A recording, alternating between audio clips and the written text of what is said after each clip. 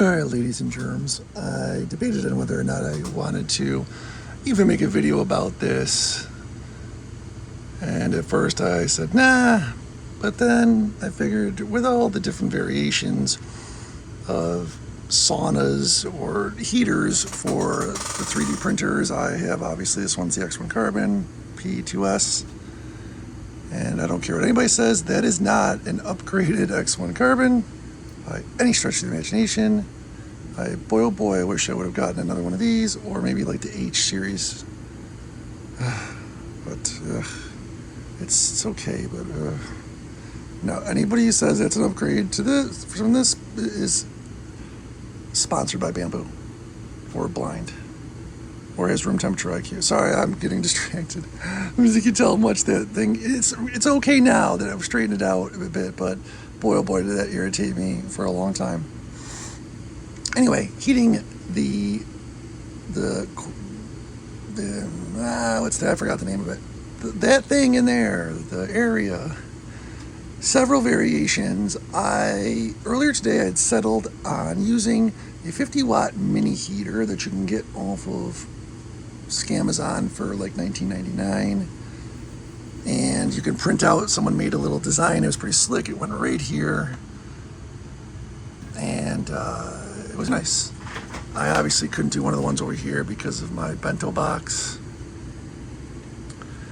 But then I got to thinking that when I did the Python and the active heated enclosure, I decided to run 2 heaters on the back. In order to do that, you get the Polymaker heater. And I also found, well, let me backtrack.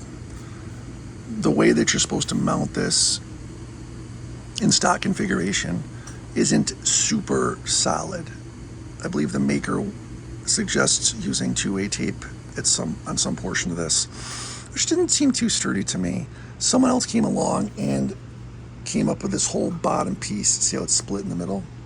You take the Polymaker apart, you can return it to stock form if you need to, and then you swap out the internals and put this side on, which gives you the ability to mount these. And it mounts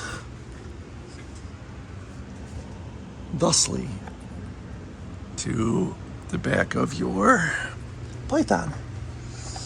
Now I'm going to get another one of these to put on the back to replace it. I wasn't super happy anyway with what 2 of these did. I think I only got out to 120 degrees Fahrenheit. I'm sorry, I don't know what that is in Celsius. So I was like, well, while I'm experimenting,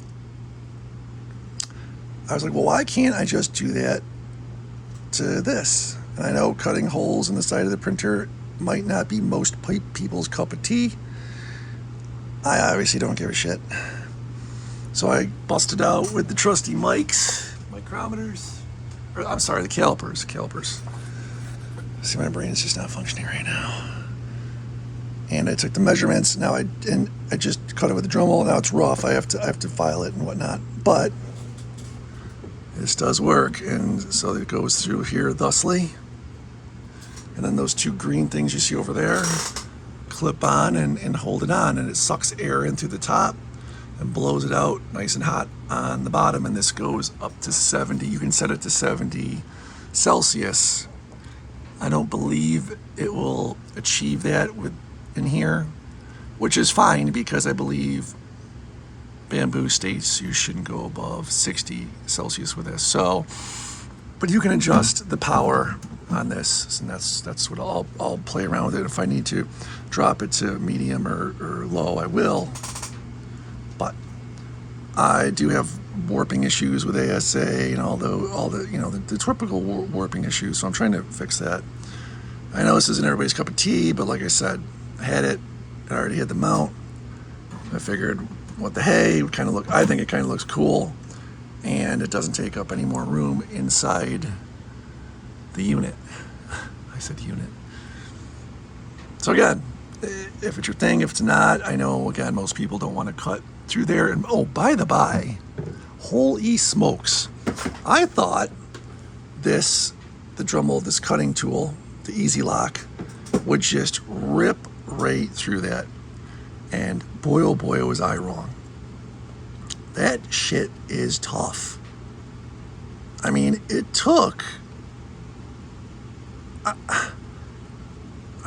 10, 15, 20 minutes to get through both of those, and it chewed through one whole disc. I mean, again, one of the reasons, the comparison, the people upgrade plastic. Cheap ass plastic. This, like serious aluminum. So, right off the bat, there's no way anybody's going to tell me this is an upgrade to that. No way. Anywho, I don't want to make this too long or drone on or bloviate about this, that, and the other thing, which I already am doing. So just to wrap it up again, this is a Polymaker dryer. I believe they're on Amazon right now for $59.99.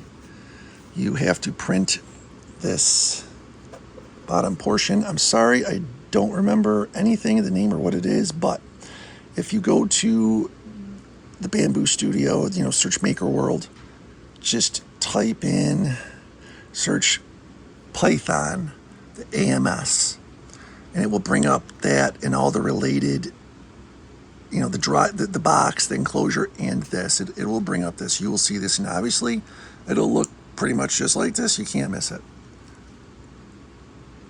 And then you take the measurements.